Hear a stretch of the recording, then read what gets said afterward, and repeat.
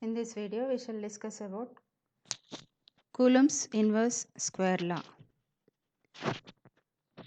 Basically, Coulomb's law is a law which gives a quantitative statement about the force between two charges or 2-point charges.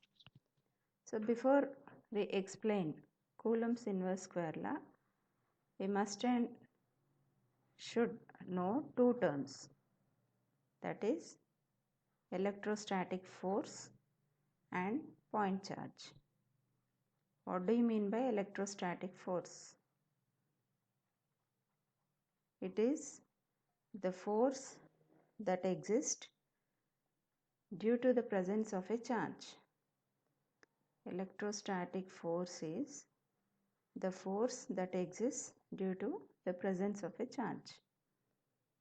And then we also need to know another term called as point charge. When do we call a charged body as a point charge? Any charged body is said to be a point charge, or charged bodies are said to be point charges when their linear size is very small compared with the distance between the charges.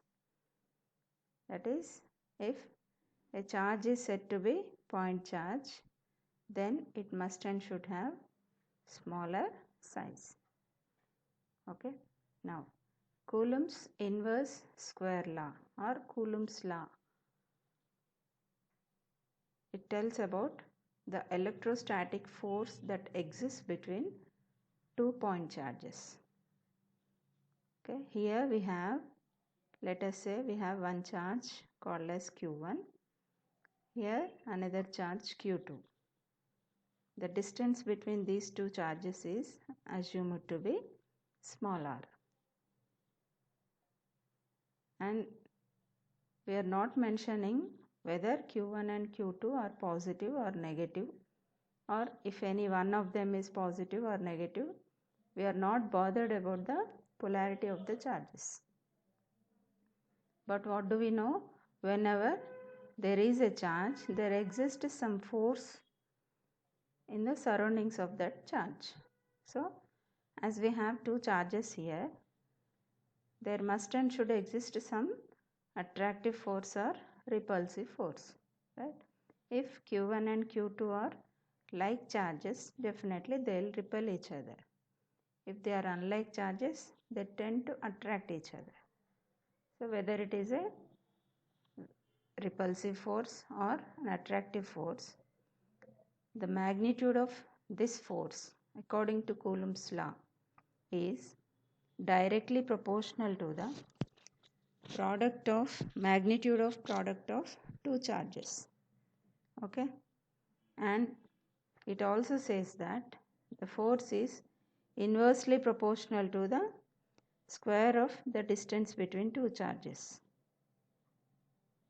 And this is about the magnitude. Coming to the direction of the force, it acts along the line joining the two charges.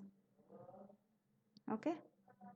So Coulomb's inverse square law states that the force between two charges is directly proportional to the magnitude of product of two charges and is inversely proportional to the square of the distance between the charges, and it acts along the line joining the two charges.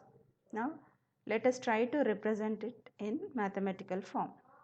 So if we combine equations 1 and 2, we get F is proportional to Q1 Q2 by R square, right? And if we try to remove the proportionality sign, then we get a constant of proportionality called K. So equation will become F is equal to K times Q1 Q2 by R square. Here the constant of proportionality K is written as 1 by 4 pi epsilon naught. Initially K was taken as constant of proportionality arbitrarily, but after so many number of experiments by the scientists, it came to be equal to 1 by 4 pi epsilon naught, where epsilon naught is the permittivity of free space. So what do you mean by permittivity? Permittivity is the property of the medium by virtue of which the force between charges is influenced. That is, permittivity is the property of medium which influences the force between the charges. Okay. Now epsilon naught is the permittivity of free space. What do you mean by free space? The space between charges is occupied either by air or vacuum. If the space between charges is occupied by either air or vacuum, we call it as free space. So if air or vacuum is there in between the charges, we take this equation. So F is equal to 1 by 4 pi epsilon naught Q1 Q2 by R square, and 1 by 4 pi epsilon naught value is practically given as 9 into 10 power 9 Newton meter square per Coulomb square.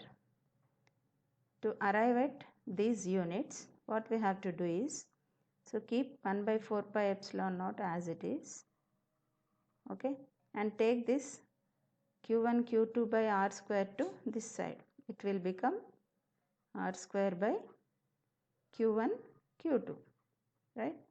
And units of force are Newton, units of distance is meters, so meter square, and this is charge which is in terms of Coulomb, so Coulomb square.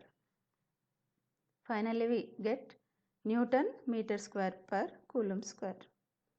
And to write the units of epsilon naught, simply epsilon naught is taken this side and k is brought to this side, right? That is, inverse of the epsilon units will become the units of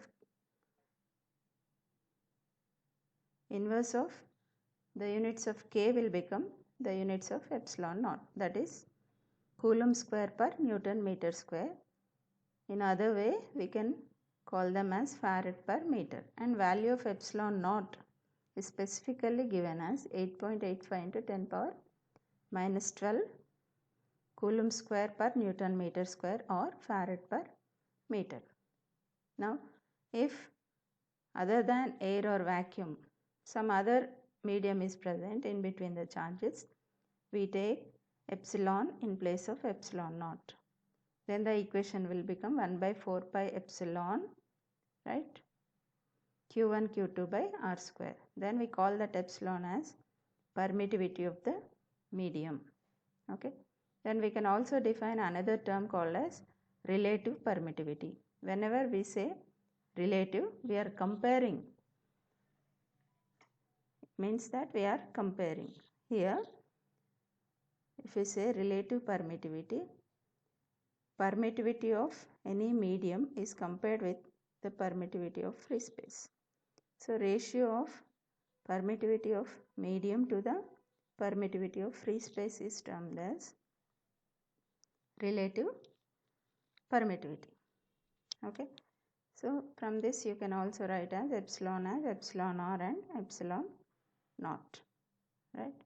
So this is about Coulomb's inverse square law in electrostatics. Okay, we shall continue with the other topics in our next videos.